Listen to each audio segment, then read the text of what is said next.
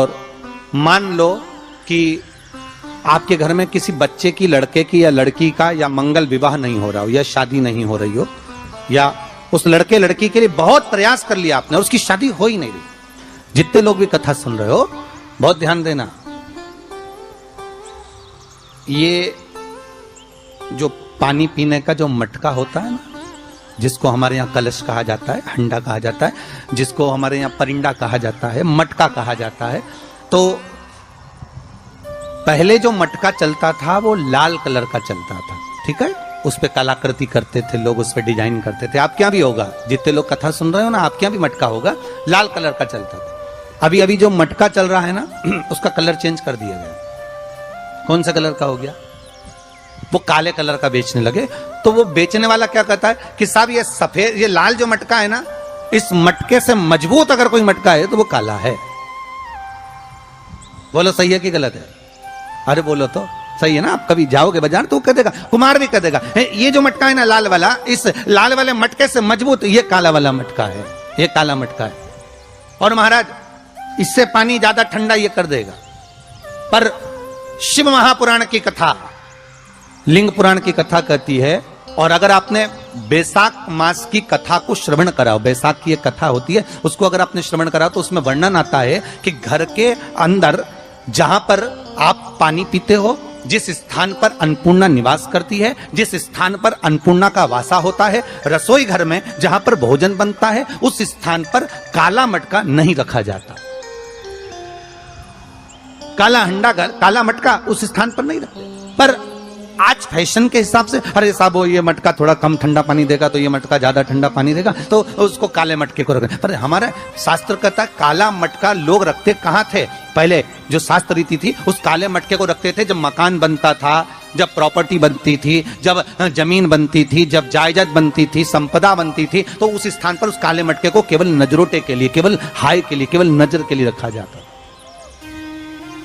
उसको लोग लेना पसंद नहीं करते।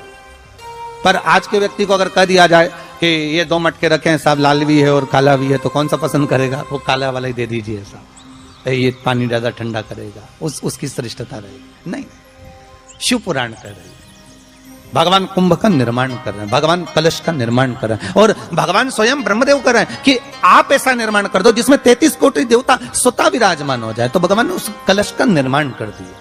अब कलश का निर्माण करा तो स्वयं भगवान ब्रह्मदेव बोले, प्रभु इस कलश के अंदर मेरा स्थान कहां है? मेरा स्थान कहां है?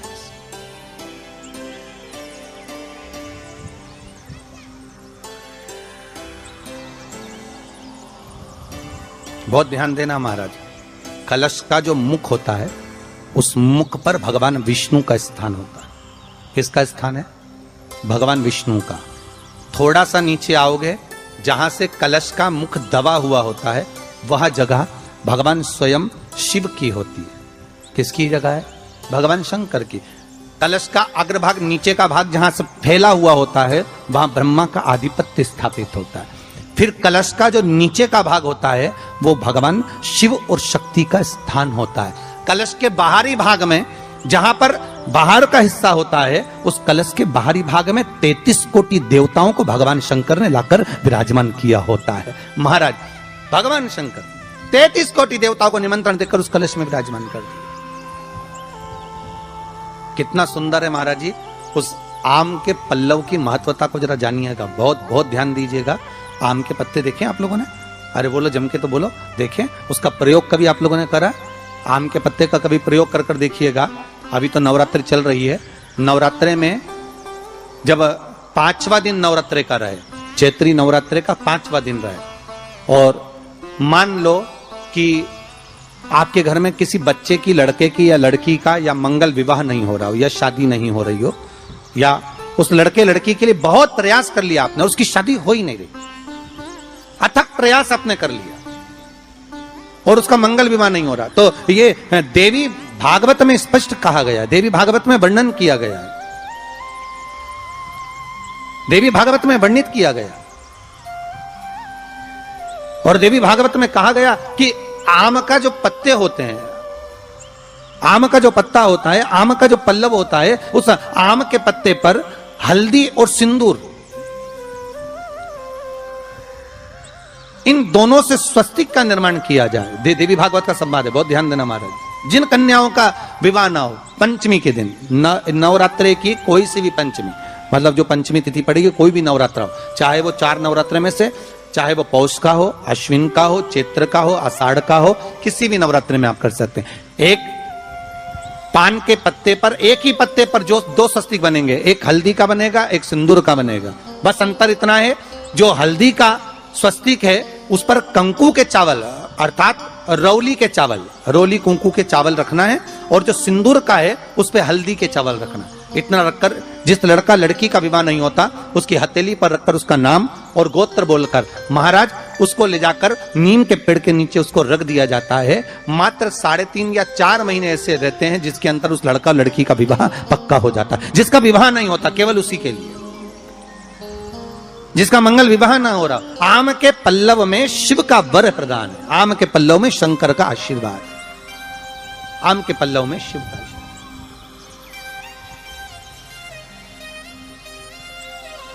भगवान भूत भावन भूतेश्वर मेरे शिव, मेरे करुणा सागर मेरे शंकर, मेरे त्रिकालदर्शी, मेरे कैलाशी, मेरे भोलेनाथ स्वतः कह रहे हैं, अरे रति तुम रोती क्यों है, तुम्हारे रोने का कारण क्या है? प्रभु मेरे पति के साथ ये आम का पेड़ भी जलकर भस्म हुआ।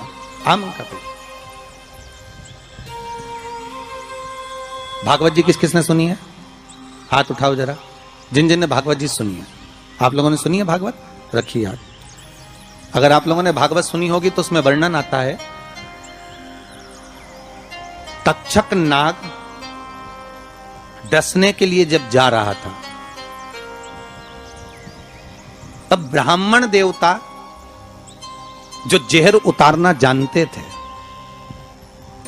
उनको लेकर राजा परीक्षित के पुत्रों ने अपने दूतों को भेजा था लाने के लिए कि एक ब्राह्मण ऐसे हैं कि वो तक्षक नाग का जहर उतार सकते हैं, वो तक्षक नाग के जहर को समाप्त कर सकते हैं, तो आप उनको लेकर आओ। और वो तक्षक नाग का जहर उतारने वाले उस ब्राह्मण को लेकर जा रहे थे। तो सर्प ने विचार करा, तक्षक नाग ने कि बताओ ये तो गजब का काम कर रहा, अगर ये ब्राह्मण पहुंच गया तो ये ब्राह्मण तो सर्प का जहर उतार देगा। तो सांप तक्षक नाग को ये चिंता लग गई कि मेरे को ही डसना है और मेरे जहर ये उतार देगा, और डसने भी एक ही बार है और मरना चाहिए परीक्षित को श्राप लगा है, अब करूं तो करूं क्या। तो सर्प ने विचार करा कि मैं एक रूप रख कर जाता हूं और इस ब्राह्मण की परीक्षा लेता हूं।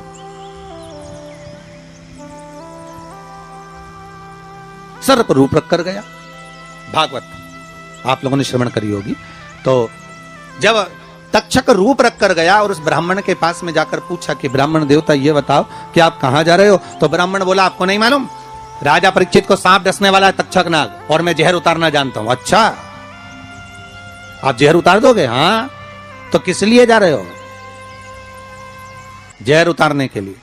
तो जहर उतारने क्यों जा रहे हो?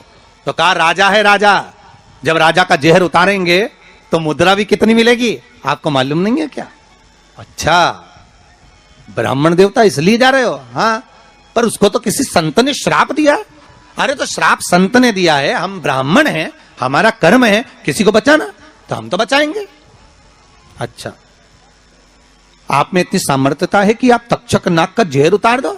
अरे तक्षक नाग आकर अगर मेरे सामने खड़ा हो जाए और किसी को डस ले तो यह पक्का है कि मैं जहर उतार सकता हूं। अच्छा तो इतने में तक्षक नाग सामने बिल्कुल प्रकट हो गया और तक्षक नाग प्रकट होकर बोला बता ब्राह्मण किसको डसूं मैं?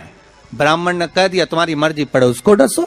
सामने एक पेड़ था, उस पेड़ को ब्राह्मण ने उस तक्षक नाग ने डस लिया। अब तक्षक नाग ने उस पेड़ को डसा और डसने के बाद में वो पेड़ पूरा जल गया, पूरा जल गया। अब पेड़ तो जल गया पर ब्राह्मण जो था जिसको परीक्षा देना थी वो ब्राह्मण को यह नहीं मालूम था कि इस पेड़ पर एक संत बैठकर साधना कर रहा था, तपस्या कर रहा था, और जब वो पेड़ जला तो वो संत भी जल गया, संत भी जल गया। अब जब संत जल गया ब्राह्मण ने हाहाकार की आवाज जब सुनी तो आंखों में जल भर गया। आखिर हुआ क्या? ये संत जल कैसे गया? तो कहा इसके जलने का कारण केवल इतना है कि अब आप जीवित करो, इस पेड़ को हरा भरा करो, इस पेड़ को हरा भरा कर दीजिए।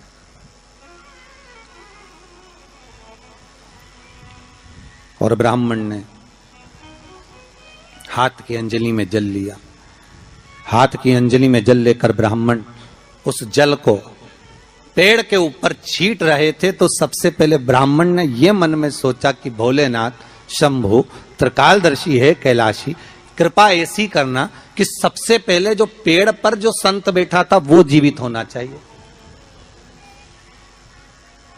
जो वृक्ष पर संत बैठा है वो जीवित होना चाहिए।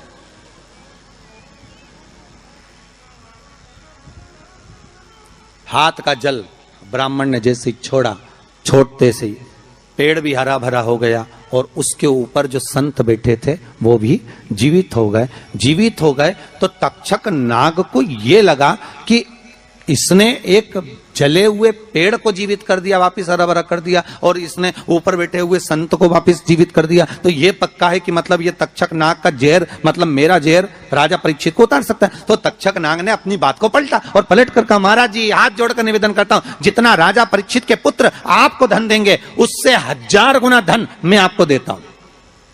ब्राह्मण ने कहा ठीक है, अगर दक्षिणा से बड़ी दक्षिणा हमको एक ही जगह पर मिल रही है तो फिर हमें जाने की जरूरत क्या। ब्राह्मण ने दक्षिणा ली, वापिस मुड़ गया, वापिस मुड़ गया।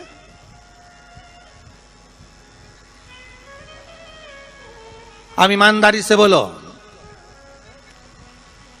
वो ब्राह्मण नरक गया होगा कि स्वर्ग गया होगा? जरा जम के बोलना हो, सुनाई देना चाहिए हमको। कहां गया होगा?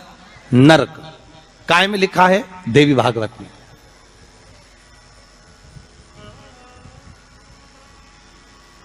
उसका कारण क्या था? शिव महापुराण की कथा कहती है जैसे एक नाव चलाने वाला व्यक्ति नाव लेकर जा रहा है और उसमें बहुत सारे यात्री बैठे हैं, बहुत सारे यात्री, और नाव डोलने लगी, आंधी चलने लगी, तूफान चलने लगा, हवा आने लगी, लहरें उठने लगी और नाव डूबने लगी। तो जो नाव में बैठा हुआ नाव चला रहा था वो कूद गया और कूद कर बाहर निकल गया, और निकलकर सारे के सारे जितने नाव में बैठे थे वो सब जलने लगे। जितने नाव के अंदर बैठे थे वो सारे के सारे जलने लगे।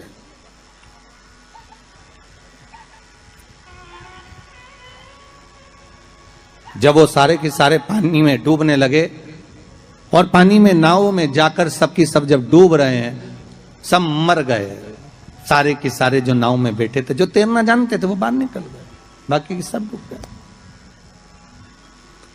नाव चलाने वाला जब उसके प्राण छूटे तो उसको एक नरक नहीं मिला, कम से कम 94 नरकों में वो नाव चलाने वाला गिरा। शिव महापुराण की कथा कहती। तो उस नाव चलाने वाले ने भगवान से पूछा